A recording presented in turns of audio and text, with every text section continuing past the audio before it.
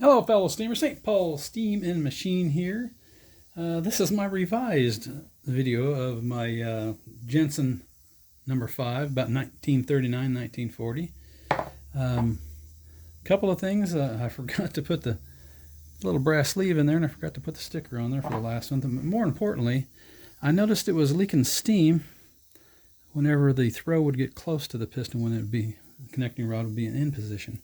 I thought, what is causing that? I thought the passages were blocked, so I cleaned those out. But what it was this connecting rod here was not seated all the way. This wasn't seated all the way against the steam chest, and it was actually, when it get into the close position, it would kind of pull it out like that. So I had a couple options. I could slice a little bit off the connecting rod right here. I could slice a little bit off the snout right there, or I could take an end mill and just kiss the inside of this stanchion right there to bring that crank in just a couple thousandths of an inch. And that's what I did, because I know these stanchions are on an angle anyway.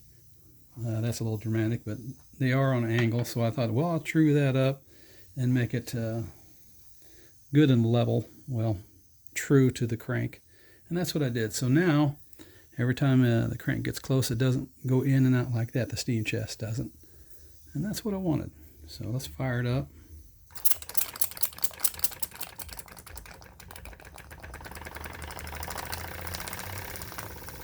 I was having a lot of blow-by of steam, and I should have figured that out earlier. I thought maybe it was just worn a little bit, but no. So now it's good and steam tight. It really runs a treat. I noticed it wasn't pulling in one direction. It'd push, but it wouldn't pull in one direction. So I thought, what's going on here? It was just, losing steam. And like I said, this was not uptight against, the oscillating part was not uptight against the steam chest. So now she's making power both directions. And it really wasn't doing that before. So I'm very happy with it now. Take a little quick overview again. Now that I got my brass sleeve on the right side of the flywheel and got my tag on there, it is complete. This is my $5 Jensen steam engine. Got it on Marketplace. You had it listed with drawer guides and a few other things, and with shipping, I think I had less than $18 in the whole thing.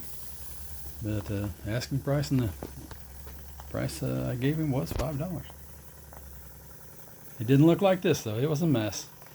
See my first video on this, part 1 or 2, and you'll see what it looked like. It was a rusted solid mass. Nothing was free on it.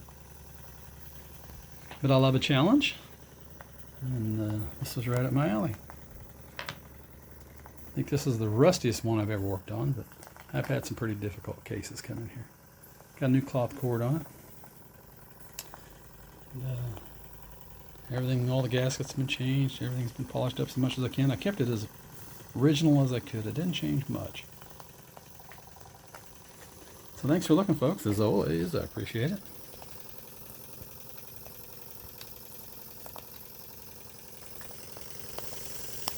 Bye now.